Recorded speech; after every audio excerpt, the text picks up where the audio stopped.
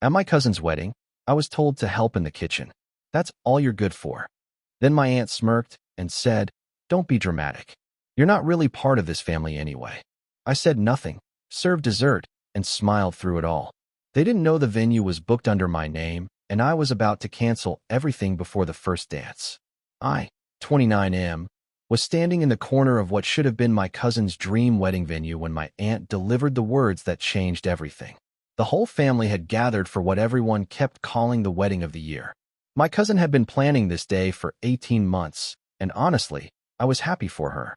We'd grown up together, shared birthdays, family vacations, all of it.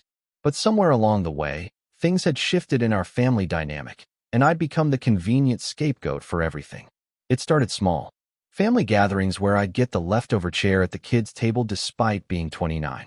Holiday photos where I'd mysteriously be cut out or standing awkwardly at the edge.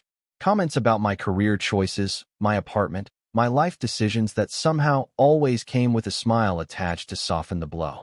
But this wedding was supposed to be different. This was supposed to be family coming together. I'd arrived early to help with setup, wearing my best suit, and carrying the expensive gift I'd bought months ago. The venue looked incredible, a historic mansion with sprawling gardens and crystal chandeliers that caught the afternoon light perfectly. Everything was pristine, elegant, exactly what she'd dreamed of. That's when my aunt spotted me near the catering station where I was trying to help arrange some table settings. She walked over with that particular smile she reserved for moments when she wanted to cut deep but maintain plausible deniability later. Her voice was sweet as honey but sharp as a blade when she told me to stop pretending to be useful with the decorations and go help in the kitchen instead. That's all I was good for, she said, and everyone knew it. I felt my chest tighten, but I kept my expression neutral. Other family members were within earshot, and a few heads turned our way. I could see my uncle nearby, pretending not to hear but clearly listening.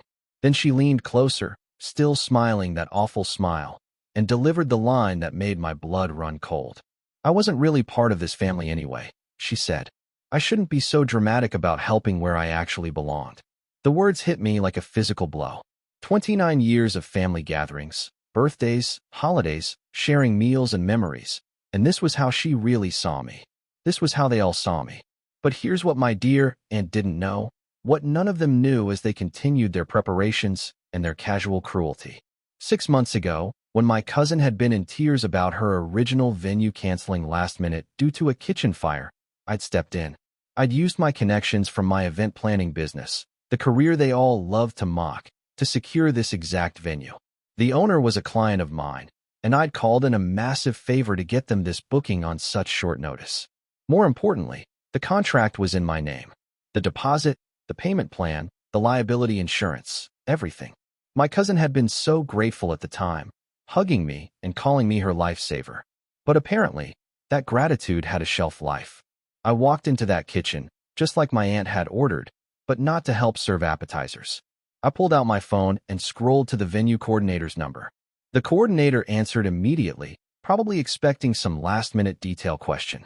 I told her there had been a family emergency and we needed to cancel the event immediately. She was shocked, asking if I was sure, explaining that with guests already arriving, there would be significant financial penalties. I assured her I understood completely and was prepared to handle all the costs. The important thing was getting everyone out safely due to this unexpected family situation. Within 10 minutes, venue staff began quietly approaching the wedding party and early arriving guests, explaining that due to an emergency, the event needed to be postponed. They were professional and discreet, but firm. I watched from the kitchen doorway as confusion spread through the room. My cousin appeared in her beautiful dress, looking panicked as the coordinator explained the situation. She kept asking what kind of emergency, what had happened, who had made this decision. The coordinator, following protocol, explained that the primary contract holder had canceled due to a family emergency and that all guests needed to vacate the premises within the next 30 minutes.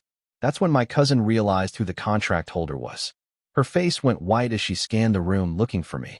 Our eyes met across the space, and I could see the exact moment she understood what had happened. My aunt was standing nearby, still in her mother-of-the-bride outfit, looking completely bewildered as staff began efficiently dismantling decorations and packing up catering supplies. I walked over to where my family stood in their expensive outfits, looking like they'd been hit by a tornado. My aunt was demanding answers from anyone who would listen, insisting there must be some mistake. My cousin approached me with tears in her eyes, asking what I was doing, begging me to fix this. She kept saying she didn't understand, that this was her wedding day. I looked at her calmly and explained that I'd heard my aunt's advice about knowing my place in the family. I decided she was right. I didn't really belong here, and it seemed wrong to host an event for people who saw me as nothing more than kitchen help. The color drained from my aunt's face as she realized what her words had cost. She started backtracking immediately, claiming she'd been joking, that I'd misunderstood, that family sometimes teases each other. But I'd spent 29 years listening to their jokes and teasing. I was done pretending their cruelty was affection. My uncle tried to intervene, saying we could work this out, that surely I didn't want to ruin my cousin's special day over a misunderstanding. He offered to pay whatever penalties were involved if I'd just call the coordinator back. I explained that it wasn't about money. It was about respect. For 6 months, I'd coordinated with this venue, managed deposits, handled contract details, and ensured everything was perfect for today, all while listening to subtle digs about my career, my life choices, my place in the family hierarchy. My cousin was crying now, her makeup running, begging me to reconsider. She promised things would be different, that my aunt would apologize, that I'd be treated better going forward. But I'd heard these promises before, usually right after family gatherings where someone had crossed a line.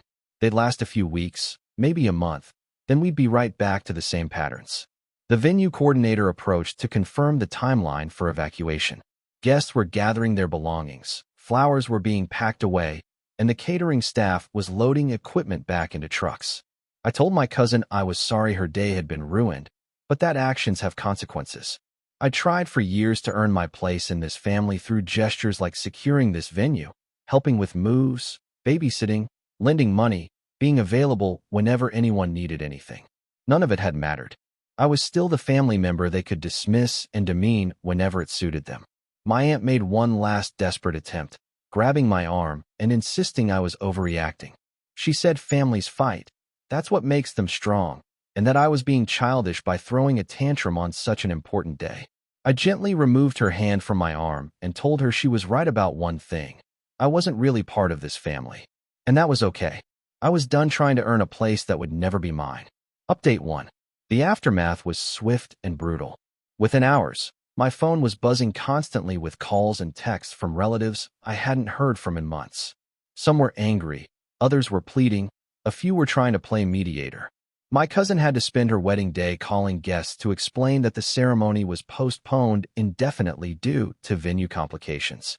The story she told varied depending on who was asking, but word got around quickly about what had really happened. My parents called that evening, and their conversation with me was unlike anything we'd ever had. For the first time, they actually listened when I explained the years of dismissive treatment, the constant undermining, the way I'd been made to feel like a charity case in my own family. My mother admitted she'd noticed the pattern but had always assumed I was being too sensitive. My father said he'd seen my aunt's behavior toward me, but hadn't realized how consistent it was across family events. The financial fallout was significant. Beyond the venue costs, there were flowers, catering, photography, and music that all had to be canceled last minute. The total came to around $30,000 in lost deposits and penalty fees. My uncle approached me about splitting the costs, arguing that I'd caused the financial damage and should take responsibility for it. I reminded him that I'd already paid for the venue, the biggest expense, and had been prepared to eat those costs entirely. The other vendors were their responsibility since they'd booked those services directly. Several family members tried to guilt me about the money, but I pointed out that the same amount I'd lost on the venue could have covered a nice family vacation for them to remember instead of a wedding that would have been tainted by resentment anyway. Update 2. 2 weeks after the wedding disaster, my cousin reached out asking to meet for coffee. I was hesitant, expecting another attempt to make me the villain in their story, but something in her voice seemed different. She showed up looking exhausted, still wearing her engagement ring, but speaking about her fiancé in the past tense. Apparently, the wedding cancellation had created a rift in their relationship that they couldn't overcome. Her fiancé had been furious about the financial losses and the embarrassment in front of his family. He'd blamed her for not managing family relationships better, for not seeing the warning signs, for putting him in an impossible position. She told me that losing the wedding had made her realize how much of her relationship had been about the event itself rather than the marriage. When everything fell apart, they discovered they didn't have enough foundation to weather the crisis together. But that wasn't why she'd asked to meet. She wanted to apologize, not for the wedding but for years of watching our family treat me poorly and never speaking up. She admitted she'd benefited from being the favored cousin while I absorbed all the criticism and dismissive treatment.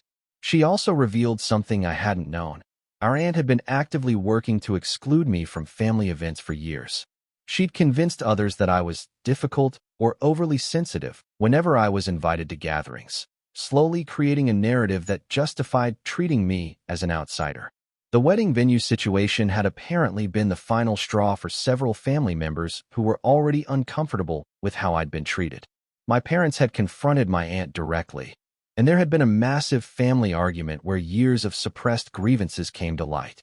My cousin asked if there was any chance I'd consider rebuilding our relationship, not as family members trying to maintain appearances, but as adults who choose to be in each other's lives. I appreciated her honesty, but I told her I needed time to process everything. The damage hadn't been done overnight, and healing wouldn't happen quickly either. Update 3. 3 months later, I received an unexpected call from my aunt's husband. He asked if I'd be willing to meet with him privately, without my aunt present. His tone was serious, almost formal, which was unusual for someone I'd known since childhood. We met at a neutral location, a coffee shop downtown where neither of us was likely to run into other family members. He looked older than I remembered, tired in a way that seemed to go deeper than physical exhaustion. He told me that my actions at the wedding had triggered a complete reevaluation of family dynamics that he'd been ignoring for too long. He'd realized that his wife had been systematically undermining my relationships with other family members for years, and he'd enabled it by staying silent. The revelation had created serious problems in their marriage. Other family members had started sharing their own experiences of her manipulative behavior, and he was seeing patterns he'd been blind to for decades. He offered to pay the full amount I'd lost on the venue booking, not as an admission of guilt, but as acknowledgement that my actions had been a reasonable response to unreasonable treatment. I declined his offer. The money wasn't the point, and I didn't want financial compensation to become another weapon in their family arguments. Instead, I told him something I'd been thinking about for months. I wasn't interested in being proven right or making anyone pay for past behavior. I just wanted to move forward with relationships that were based on mutual respect rather than family obligation. He seemed surprised by this response. He'd expected me to be angrier, more demanding, more interested in revenge than resolution.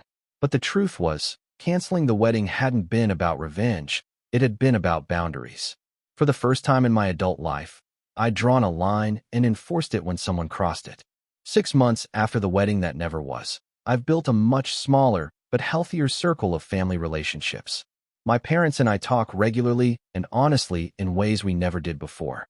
My cousin and I exchange texts occasionally, still rebuilding trust slowly. Some relatives have cut contact entirely, viewing me as the person who destroyed a family celebration. Others have reached out privately to share their own experiences of feeling excluded or diminished at family gatherings.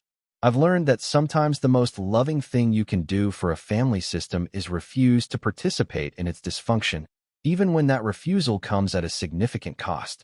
My event planning business has actually grown since the wedding incident.